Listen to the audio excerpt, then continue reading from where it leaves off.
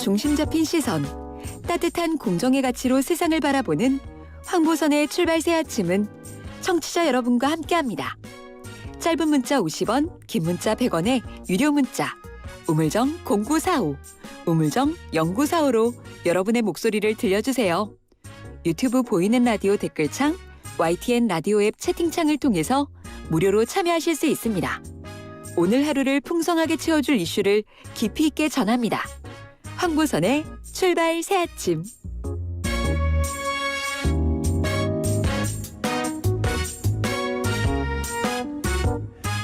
예, 출발 새 아침 4부 진행하고 있습니다. 저는 오늘 1일 MC를 맡고 있는 임재성 변호사고요. 문희정 국제시사평론가 모시고 세상인 시방, 세시방이라는 코너 진행해 보겠습니다. 전화 연결됐습니다. 안녕하세요. 네, 안녕하세요. 북한 얘기부터 시작해야 될 것 같습니다. 13일 신형 장거리 순항 미사일을 성공적으로 시험 발사했다라고 밝혔고 이게 4개월 만에 무력 시위라고 평가할 수 있는데요. 주변국 반응도 즉각적이었습니다. 먼저 북한 당국의 보도부터 좀 말씀해 주시죠. 네, 북한 조선중앙통신과 노동당 기관지인 노동신문에서 함께 보도를 내놨는데요. 지난 11일과 12일 국방과학원이 새로 개발한 신형 장거리 순항미사일 시험 발사를 성공적으로 진행했다 이렇게 발표를 했습니다. 이 북한 매체들은 발사된 장거리 순항미사일들은 우리 국가의 영토와 영해 상공에 설정된 타원 및 팔자형 비행 궤도를 따라서 7,580초를 비행하여 1,500km 계선의 표적을 명중하였다. 이런 설명도 내놨는데요. 이 시험 발사에는 박정천 당 중앙위원회 비서가 당 중앙위 부부장인 김정식 전 1호와 함께 참관을 했고요. 김정은 총비서는 모습을 드러내지 않았다고 덧붙였습니다. 관련해서 외신 보도도 줄을 이었습니다. 특히 신형 순항 미사일 실험 성공이 발표된 시점에 대한 분석이 눈에 띄는데 이게 CNN, 로이터의 요 시점에 대한 분석을 좀 더 얘기해 주실까요? 네네. 이 말씀하신 것처럼 이 주요 외신들은 이번 시험 발사가 이뤄진 시점이 한미일 북핵 수석 대표들이 일본 도쿄에서 협의를 하기 직전임을 주목하면서 긴장감을 고조시키고 있다고 전했는데요. 이 미국 블룸버그 통신은 순항미사일의 사정거리인 1,500km를 지적하면서 일본 전역이 타격권 안에 들어온다면서 이번 북한의 시험 발사가 일본을 겨냥한 것임을 분명히 했습니다.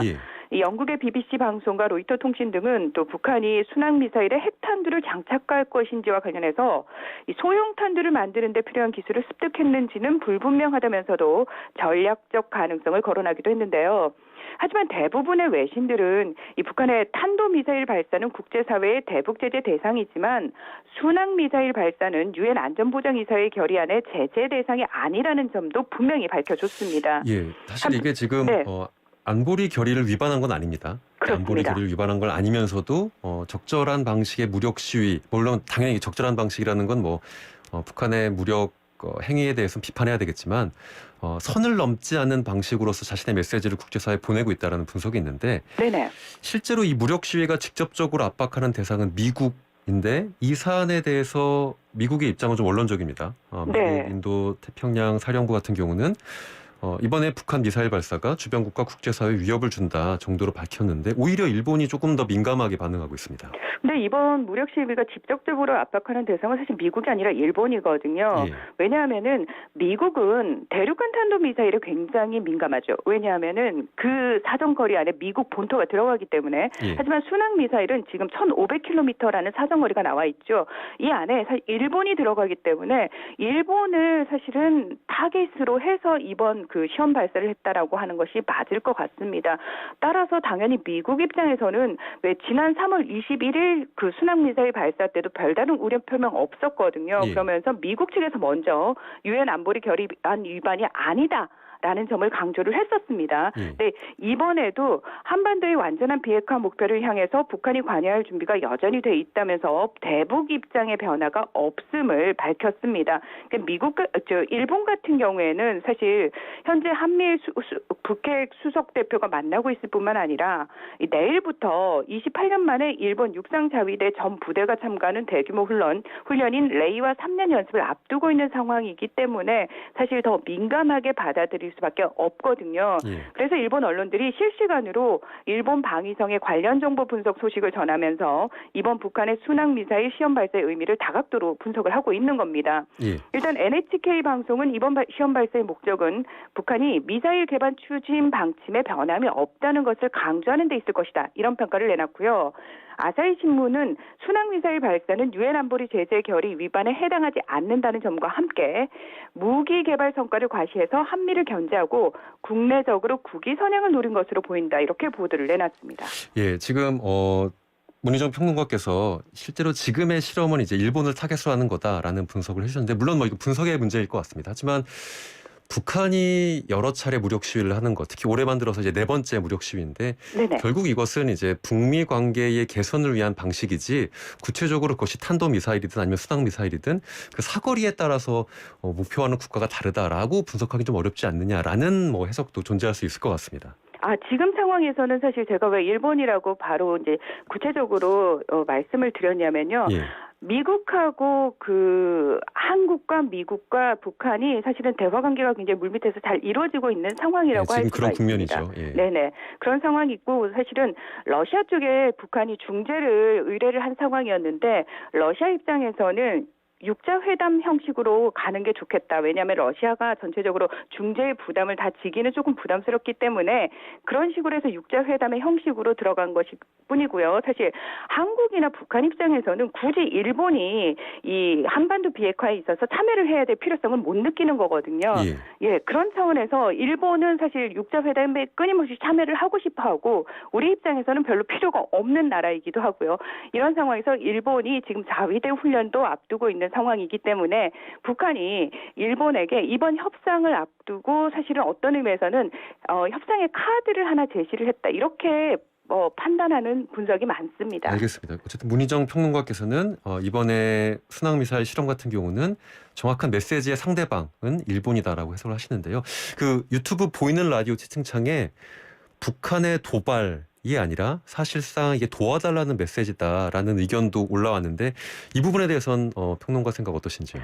저도 사실은 북한은 저희 여기 있어요. 저희 좀 제발 신경 써주세요. 이런 메시지는 계속 보내고 있죠. 여지가 있죠. 예. 예, 왜냐하면 지금 북한이 경제적으로 상당히 힘들 뿐만 아니라 코로나19 방역과 관련해서 거의 북한 정부가 할 수 있는 게 아무것도 없는 상황이거든요. 예. 그런 상황이기 때문에 북한 입장에서는 하루라도 빨리 북한의 경제적 지원이 들어오기를 간절히 기대를 하고 있는 상황입니다. 예, 북한의 순항미사일 발사 실험 얘기 여기까지 듣고요. 좀 아프간 이야기 나눠보겠습니다. 현재 미디어에서 보도되고 있는 아프간 모습은 탈출입니다. 이제 그게 8월까지 탈출이 일단 종료가 되었고 남아있는 아프간 사람들이 어떻게 지내고 있는지에 대해서 보도가 이어지고 있는데 네네. 남아있는 사람들에게 식량 문제가 심각하다라는 소식이 좀 보도되고 있습니다. 이에 대해서 국제사회가 그 심각성을 인지하고 또 지원에 나선다는 소식도 들리고요. 네, 맞습니다. 지난 9일 유엔이 발표한 보고서에 따르면은 아프간은 식량 부족으로 3명 중 1명은 먹을 것을 구하지 못하는 등 이미 빈곤 위기에 처해 있는데요. 여기에다가 국제원조에 의존해왔던 의료체계 역시 거의 붕괴된 상황이기 때문에 필수적인 의료 서비스조차도 불가능한 것으로 알려졌습니다. 그리고 지난 14일 유엔은 스위스 제네바에서 아프간의 인도주의적 상황에 대한 고위급 회의를 열고 10억 달러, 1조 1,750억 원의 지원 계획을 여기서 밝혔는데요. 여기 이제 더해서 추가로 미국은 6,400만 달러, 약 752억 원, 독일은 5억 유로, 약 6,918억 원을 지원을 하겠다 이렇게 밝힌 상태입니다. 안토니오 구테우스 유엔 사무총장은 연말까지 6억 600만 달러, 7,120억 원이 아프간 구호를 위해서 긴급하게 필요하다면서 국제사회에 지원을 호소했는데요. 일단 유엔은 우선적으로 중앙 긴급 대응 기금에서 235억 원을 할당했다면서 다른 국가들에게 아프간 난민 보호를 강력하게 당부하기도 했습니다. 하지만 이번 회의에 참석한 사람들은 탈레반이 아프간을 어떻게 통치하느냐에 따라서 아프간에 대한 지원이 결정될 수 있다라는 기준을 분명히 밝혔는데요. 그러니까 탈레반이 이전 정부 협조자에 대한 사면이라든지 여성의 인권, 또 국민의 자유로운 이동을 보장하겠다는 처음에 그 약속을 계속해서 좀 지킬 것을 촉구를 하면서 이 부분이 어떻게 되느냐에 따라서 지원이 잘 될 수도 있고 되지 않을 수도 있다라고 이야기를 하고 있는 겁니다. 네, 국제사회가 이 인도적 지원을 하나의 좀 지렛대로 사용하려는 모습을 보이는 것 같습니다. 어쨌든 지원을 하는 건 하되 당신들이 처음에 이야기했던 약속을 지켜야만 이 지원이 원활하게 이루어질 것이다라는 방식의 개입처럼 보이는데요. 네네. 그 중국 측에서도 탈레반 지원에 나섰다는 소식이 들립니다. 중국은 지원단까지 파견했다고 하던데요. 네. 탈레반이 사실 본격적으로 정권을 장악하기 전에 7월 말에 이미 중국의 왕이 외교부장이 탈레반 지도부를 중국에 초청을 해서 양자 간의 관계 강화를 시사한 바가 있었거든요. 예. 그러니까 사실 국제기구의 자금이 동결되고 또 국제사회가 거의 등을 돌린 상황에서 다급해진 탈레반 측은 중국 쪽에 계속해서 적극적으로 지원을 촉구를 한 상태입니다. 예. 그래서 지난 3일에 중국이 카불 대사관을 그대로 유지를 하고 310억 달러, 우리나라 돈으로 36조 4천억 원을 지원한다는 약속을 받았다. 이런 얘기를 탈레반 측에서 밝히기도 했습니다. 상당히 큰 액수네요. 맞습니다. 예. 예. 그런데 중국이 사실 공식적으로 이런 부분과 관련해서 얘기는 잘 안 하고 있거든요. 예. 그런데 뭐 이미 아프간에 지원단이 파견됐다는 얘기도 나오고 있는데 사실 중국 입장은 어떤 거냐면 이 신장 위구르 자치구의 독립 세력을 좀 차단을 하고 아프간의 풍부한 지하 자원 그리고 1대1로의 확장을 위해서는 탈레반을 계속해서 동반자로 삼아야 되는 게 맞습니다. 그래서 중국과 탈레반이 밀착하고 있다는 기사 아마 굉장히 많이 보셨을 겁니다. 예. 근데 다만 이 아프간 내에서 다른 무장 테러 조직들의 활동도 감지가 되는 상황이지 않습니까? 그런 상황에서 중국이 적극적으로 아프간에 관여하는 것에 대한 부담이 적지 않은 상황이기도 한데요.